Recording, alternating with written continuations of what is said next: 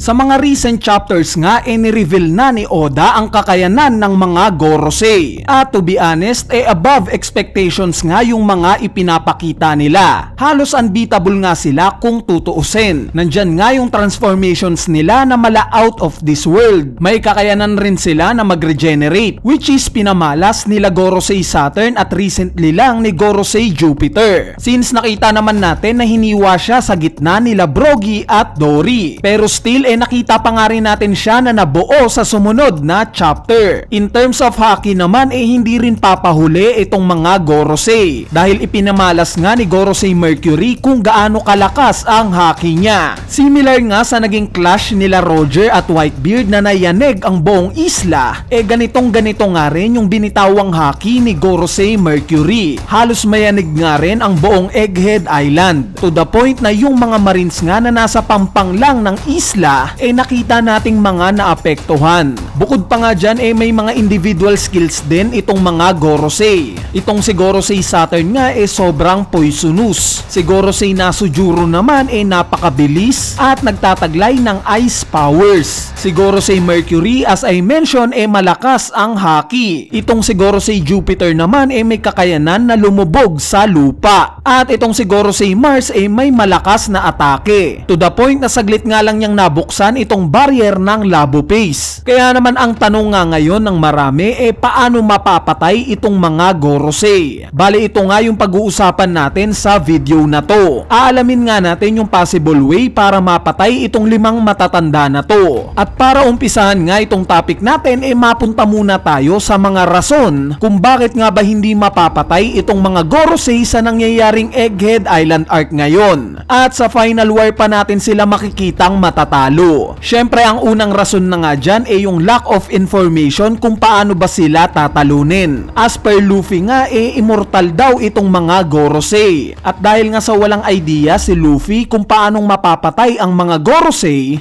obvious naman na ang main point na lang nila sa isla na to ang takasan itong mga Gorosei. Ang ikalawang rason naman na kay Katarina Devon. In chapter 1107 nga nakita natin itong si Katarina Devon na hinawakan si Gorosei Saturn. At base nga sa understanding natin dahil nga sa nahawakan niya na itong si Saturn, ibig sabihin lang kaya niya nang magaya yung appearance neto. Since ito nga yung main power ng Devil Fruit niya, ang manggaya ng appearance. Ngayon kung mapapatay nga itong si Saturn sa nangyayaring Egghead Island arc ngayon, sa tingin nyo ba na mapapakinabangan pa ni Devon itong panggagaya niya kay Saturn? Syempre hindi na. Meaning may purpose itong paghawak ni Devon kay Saturn. Yung timing nga ng pagsulpot nila sa isla na to sinakto ni Oda bago pa dumating yung ibang mga Gorosei. Kaya naman imposible ngang mamatay itong si Saturn sa nangyayaring arc ngayon dahil mawawalan nga ng sense yung paghawak sa kanya ni Katarina Devon. At hindi naman ganito kabano si Oda para lang patayin si Saturn na hindi man lang napapakinabangan ni Katarina Devon itong appearance niya, diba? At speaking of Saturn base nga sa mga numbers ng mga Gorosei siya nga yung number 5 at kinukonsider nga natin na siya ang pinakamahina sa 5 Gorosei. Meaning kung secured na nga na hindi siya mamamatay sa arc na to dahil sa objective ni Katarina Devon, it makes sense lang na hindi rin mamamatay yung iba pang mga Gorosei since mas malalakas nga ang mga ito kaysa kay Saturn. In short walang mamamatay sa arc na to na mga Gorosei at possible na sa final war pa natin sila makikitang matatalo. Ngayon mapunta na tayo sa tanong kung paanong mapapatay itong mga Gorosei. So marami nang ang ideas ang kumakalat kung paano sila mapapatay. Gaya ng kailangan daw munang mapatay si Im-sama para mapatay din ang mga Gorosei. Or dapat daw sabay-sabay silang 5 na mapatay. Bali yung idea nga na si Im-sama ang kailangang mapatay para mapatay din itong mga Gorosei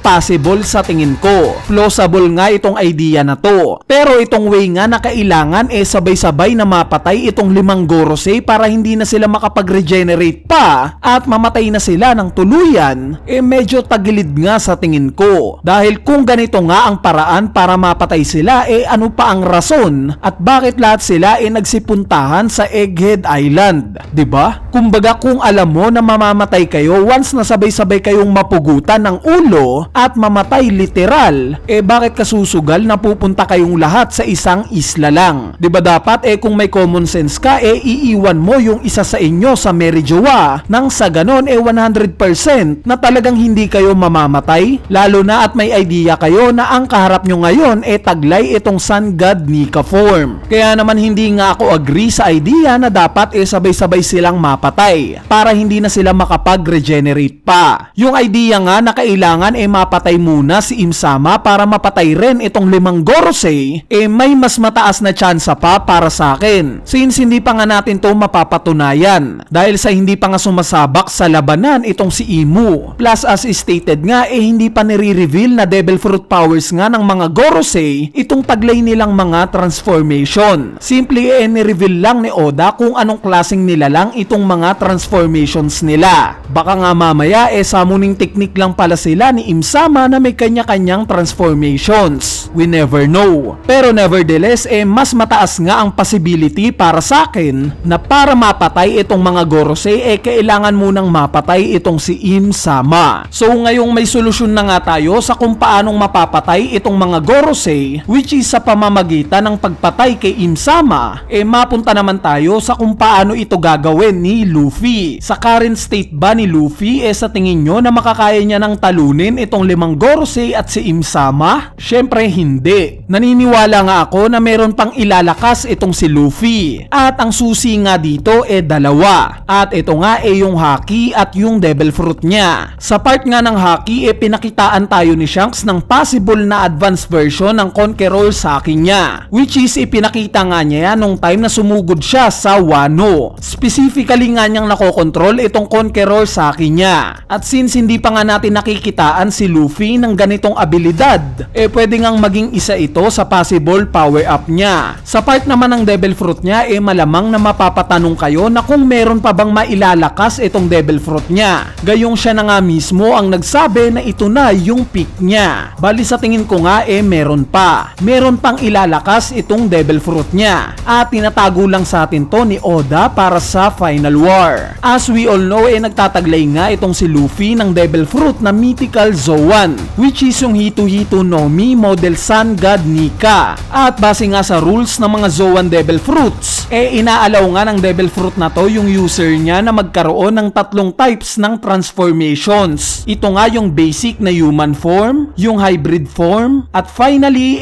yung beast form or nakabase sa mismong devil fruit mo. Ngayon kung mythical Zoan nga itong devil fruit ni Luffy, sa 2 form pa nga lang natin siya nakikita. At ito nga yung human form obviously, at itong currently na ginagamit niya na hybrid form. So hindi pa nga pinapakita ni Luffy yung beast form ng devil fruit niya. At sa tingin ko nga ito yung pinakamalakas na transformation ni Luffy, itong beast form niya. Bali sa mga magtatanong nga kung ano yung possible na itsura ni Luffy kung sakali man at ipakita niya na itong beast form niya, nakita na nga natin yung silhouette neto. Ito nga yung ipinakita ni Husu during sa naging pag-uusap nila ni Jinbei, yung mismong silhouette ni Sun God Nika. Possible nga na ganito yung maging beast form ni Luffy, may espada at sibat na nakasuot ng bahag. Ngayon kung tama nga ang speculation ng marami na itong devil fruit nga ni Luffy very similar sa naging devil fruit din ni Joy Boy 800 years ago, it makes sense na nga ngayon kung bakit inaakala nila Zunisha at ng Ancient Robot na itong si Luffy nga yung kilala nilang Joy Boy na kaibigan nila. Dahil in reality kung similar nga ng devil fruit itong Joy Boy 800 years ago at itong si Luffy magiging similar nga lang yung magiging itsura nila kung naka-beast form sila. Kumbaga example si Marco, kung makain man nga for example ni Sanji itong devil fruit ni Marco,